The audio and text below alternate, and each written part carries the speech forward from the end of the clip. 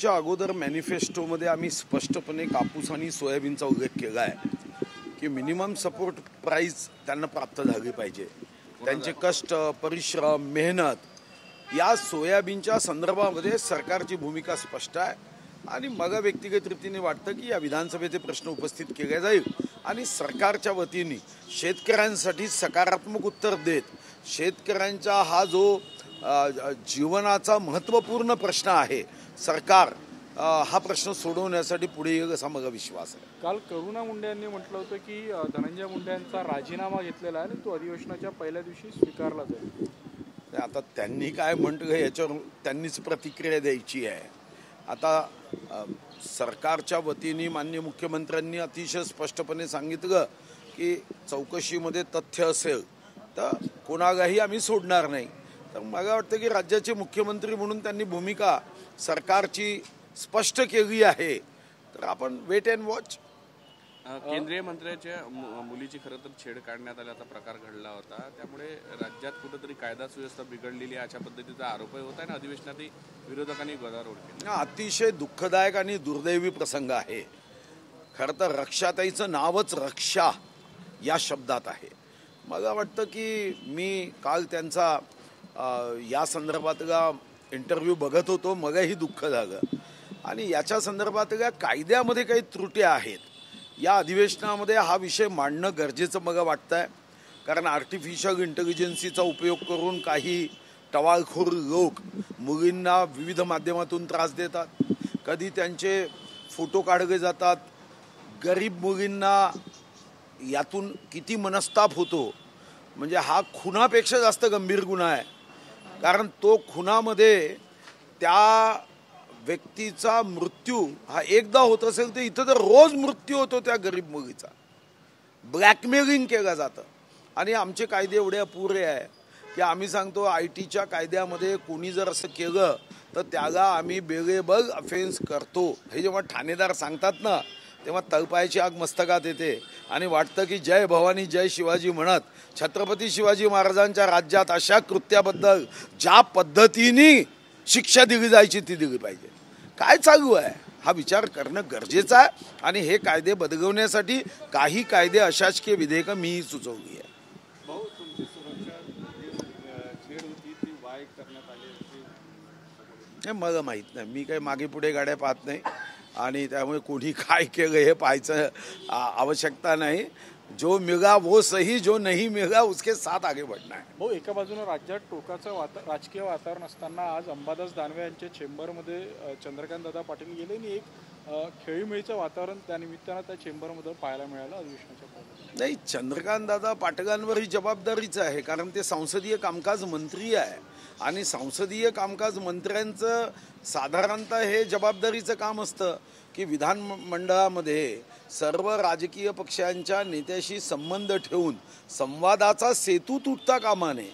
जेव्हा जेव्हा अशा पद्धतीने तीव्र भाव निर्माण होतो तेव्हा संसदीय कामकाज मंत्री दोन्ही बाजूंच्या मधात एक दुवा बनून सामंजस्याची भूमिका घेतो आणि चंद्रकांत दादा पाटील हे आमचे अतिशय सुस्वभावी नेते आहे, सर्वांशी सौजन्याने वागणारे नेते आहे, अतिशय मनात शुद्ध भाव घेऊन काम करणाऱ्या राजकीय नेत्यांपैकी एक नेते आहे। तर मला वाटतं की जेव्हा ते संसदीय कामकाज मंत्री म्हणून काम करतात तेव्हा हा संवाद उत्तम पद्धतीने होत असतो। या अधिवेशनामध्ये तुमच्याकडून काही महत्त्वाचे मुद्दे मांडले जाणार की तुम्ही गेल्या वेळी बोलले होते आता अभ्यासाला वेळ असेल आणि सगळ्या आयुधाचा तुम्ही वापर करणार? उद्यापासून तुम्ही बघायचंच आहे। आता हे मुद्दे तर उचलावेच लागणार आहे। शेवटी मग ज्या जनतेने निवडून दिलं, ज्या मतदारसंघात 7व्यांदा मग निवडून दिलं, त्या मतदारसंघाच्या मतदारांचा सेवा करण्यासाठी या आयुधांचा मी उपयोग करणारच आहे आणि त्या दृष्टीने मला वाटतं की सर्वात जास्त अशासकीय विधेयक राज्यातले मी टाकले आहे। अर्धा तास चर्चा पहिले 10 दिल्या जायचं। मी अध्यक्ष महोदयांना विनंती केली की 10च्या ऐवजी आमची ही मर्यादा 25 करावी आणि त्यांनी सुद्धा मोठ्या मनाने आता 10ची 25 केली आहे। माझे तारांकित प्रश्न आत्तापर्यंत 39 मंजूर झाले आहे। तर हा माझा प्रयत्न आहे की जास्तीत जास्त जनतेची सेवा करण्यासाठी जनतेचा आवाज बनून जी काही सेवा जनतेची करता येईल तो करण्याचा मी प्रयत्न करेन। भाऊ, गुजरातची FTA कंपनी महाराष्ट्रात 550 रुपयांना नंबर प्लेट देणार आणि हीच कंपनी गुजरातमध्ये 160 रुपयांना देते। कुठेतरी अतिरिक्त चार्ज जो आहे तो लागतो। नाही, मी आता केंद्रीय परिवहन विभागाकडून माहिती मागितली आहे की देशामध्ये कोणत्या कोणत्या राज्यामध्ये या संदर्भामध्ये नेमप्लेटच्या संदर्भामध्ये म्हणजे नंबर प्लेटच्या संदर्भात काय दर आहे आणि याच्या संदर्भामध्ये काही विशिष्ट कंपन्याच देशामध्ये देतात का. उद्या हे काही रॉकेट टेक्नॉलॉजी नसेल तर मग काही पुरुषांचे बचत गट, काही महिलांच्या बचत गटांनाही काम देता येईल का. आपण त्यांना काही सीड कॅपिटल देऊ शकू का. आपण एकीकडे म्हणतो की विकेंद्रीकरण झालं पाहिजे, विषमतामुक्त समाज निर्माण झाला पाहिजे, मग 2-3 लोक श्रीमंत करायचे की प्रत्येक जिल्ह्यामध्ये एकागा काम देता येतं का. याच्यामध्ये टेक्नॉलॉजी काय आहे तर याचा अभ्यास झाल्यावरच यावर मी अभिप्राय देऊ शकेल. असं तर होत नाही आहे ना की देशात 3-4च कंपन्या या प्लेट देत आहे का. आणि म्हणून गुजरातमध्ये काय भाव आहे, बाजूच्या तेलंगणामध्ये काय भाव आहे, कर्नाटकमध्ये काय भाव आहे, मध्य प्रदेशमध्ये काय भाव आहे, हे 1900 नंतर या ज्या प्लेट गाडीत येतात त्याचा दर काय आहे, कारण त्याची अजूनपर्यंत माहिती नाही आहे. त्याचा दर आणि जुन्या गाड्यांचा दर, कारण साधारणतः महाराष्ट्रामध्ये जो आकडा माझ्याकडे आहे तर मोठ्या प्रमाणावर या 10 वर्षामध्ये गाड्या घेतल्या गेल्या आहे. साधारणतः या गाड्यांची संख्या ही 3 कोटीपेक्षा जास्त आहे की जी 2011 नंतरच्या या गाड्या आहेत. आणि म्हणून मग 15 वर्षाच्या अगोदरच्या गाड्यांच्या प्लेटबद्दल काय होणार आहे याची सुस्पष्टता अभ्यास केल्यावर प्रतिक्रिया देणे योग्य होईल. या क्षणाला माझ्याकडे फार त्रोटक माहिती आहे आणि म्हणून या माहितीच्या आधारावर या विषयावर बोलणं हे योग्य नाही. शिवरायांसंदर्भात ज्या पद्धतीनं ऑडिओ क्लिप आली बाहेर, कथित ऑडिओ क्लिप, आणि या ऑडिओ क्लिपमधली व्यक्ती जी आहे त्या व्यक्तीचे फोटो अनेक लोकांसोबत आहे आणि असे फोटो सारखे लोक जे असतात जे अनेकांसोबत फोटो काढून घेत असतात तुमच्यासोबत हे असं खूपदा झालं असेल की तुमच्यासोबत काही लोक फोटो काढतात नंतर फिक्सर सारखे गोष्टीसुद्धा बाहेर येतात. त्या हे फोटो आणि फिक्सिंग हे सगळं जे मी पुन्हा सांगतो आहे की जसे जसे सामाजिक मानसिकता आणि मानसिकतेचे रोग वाढतात, तुमचं म्हणणं बरोबर आहे की आम्ही जेव्हा एखाद्या कार्यक्रमाला जातो अनेक लोक फोटो काढतात. आता त्या प्रत्येकाला आम्ही SP कडून सर्टिफिकेट घेऊन ये तू गुन्हेगार नाही असं सांगू शकत नाही.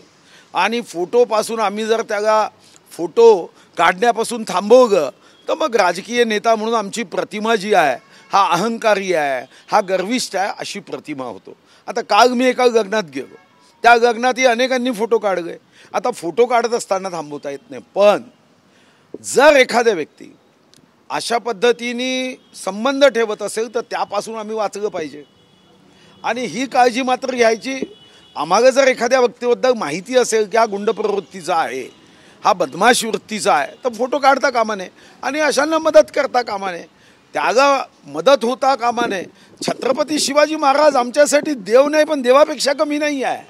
अरे तुम्ही कोणत्याही जातीचे, धर्माचे, रंगाचे, वंशाचे, वयाचे असू द्या, हृदयात शिवबा पाहिजे. आज ही लोकशाही, ही आमदारकी, मंत्रीपद, खासदारकी, जनसेवा, छत्रपती शिवाजी महाराजांच्या राज्यात छत्रपतींबद्दल अपशब्द हे तर सहन करण्याच्या बाहेर आहे. पाहू आता पोलीस काय करतात. फिक्सर जे होते, फिक्सर प्रकरण जे तापलं होतं मध्यंतरी, तर मंत्रालयातले फिक्सर बाहेर झाले पाहिजे यावर तुमचे काय? माझी प्रतिक्रिया तर कडक आहे आणि या संदर्भामध्ये अशा फिक्सरची माहिती देणाऱ्यांना कायदा केला पाहिजे की 50-50 लाख रुपये बक्षीस द्यायचे.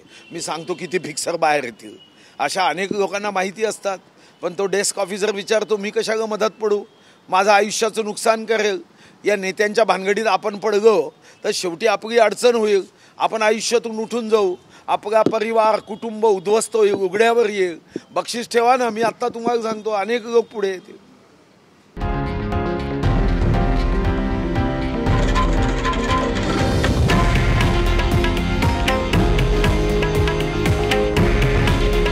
हे आहे देशातील नंबर 1 न्यूज नेटवर्क आणि आपण पाहत आहात TV9 मराठी. काळजी तुमची, हित महाराष्ट्राचं.